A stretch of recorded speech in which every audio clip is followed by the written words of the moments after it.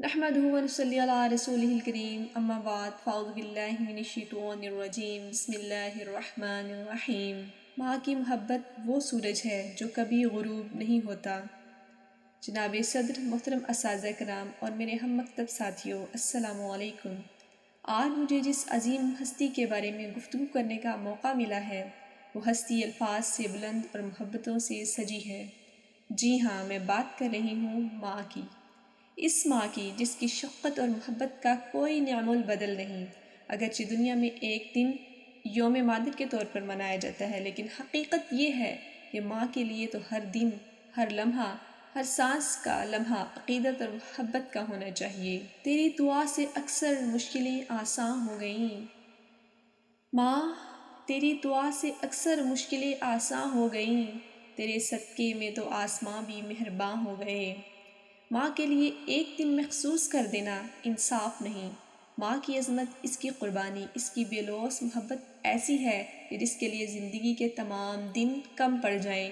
بچپن کی نیندیں، جوانی کی بے فکری اور بڑھاپے کی تھکن، سب کچھ ماں کی دعاؤں کے سائے میں پرسکون ہے۔ لبوں پہ اس کے کبھی بد دعا نہیں ہوتی، بس ایک ماں ہے جو کبھی خفا نہیں ہوتی۔ ماں ہماری پہلی درسگاہ ہے، پہلا استاد ہے اور پہلی محافظ بھی۔ بچپن میں جب ہم گر پڑتے تھے تو ہماری پہلی صدا ماں ہی ہوتی تھی۔ آج بھی زندگی کے کسی موڑ پر جب ہم پریشان ہوتے ہیں، دل بے قرار ہوتا ہے، تو لاشعوری طور پر ماں کی دعا کی تلاش کرتے ہیں۔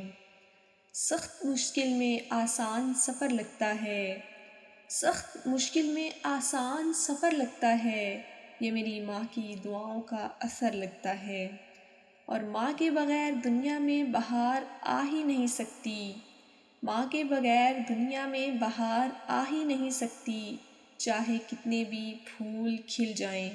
اللہ تعالیٰ نے قرآن پاک میں ارشاد فرمایا اور ہم نے انسان کو والدین کے ساتھ حسن سلوک کا حکم دیا، اور اس کی ماں نے اسے اپنے ذوق پر ذوق اٹھا کر پیٹ میں رکھا۔ القرآن۔ ماں وہ عظیم ہستی ہے جس کی محبت کے بغیر کسی شرط ہے، وہ تھک جاتی ہے مگر شکایت نہیں کرتی، دکھ سہتی ہے مگر لبوں پر مسکراہٹ رکھتی ہے۔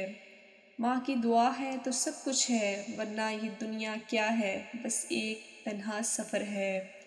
آج ہم یوم مادر پر اپنی ماں کو پھول اور تحفے پیش کرتے ہیں، لیکن حقیقت میں تو ہمیں ہر دعا اور ہر کامیابی اور ہر خوشی کا پہلا حصہ ماں کو ہی دینا چاہیے۔ ماں کے لیے نہ کوئی خاص دن ہے، نہ کوئی خاص لمحہ، بلکہ ہر دن ماں کے احسانات کا شکر ادا کرنے کا دن ہے۔ میرے سر پہ جو رکھتی ہے ہاتھ اپنا، میرے سر پہ جو رکھتی ہے ہاتھ اپنا، سچ کہتا ہوں پھر ڈر کیسا رہتا ہے۔ آج کا دن ہمیں یہ پیغام دیتا ہے کہ ہم اپنی ماؤں کی عزت کریں، ان کی خدمت کریں، ان کے چہرے پر خوشی بکھیرنے کی کوشش کریں اور ان کے قدموں تلے جنت تلاش کریں۔ دعا۔ آخر میں دعا کرتی ہوں کہ اللہ تعالیٰ ہماری ماؤں کو سلامت رکھے، ہمیں ان کی خدمت کا حق ادا کرنے کی توفیق عطا فرمائے، اور جن کی مائیں اس دنیا سے جا چکی ہیں ان کی قبروں کو نور سے بھر دے۔ آمین۔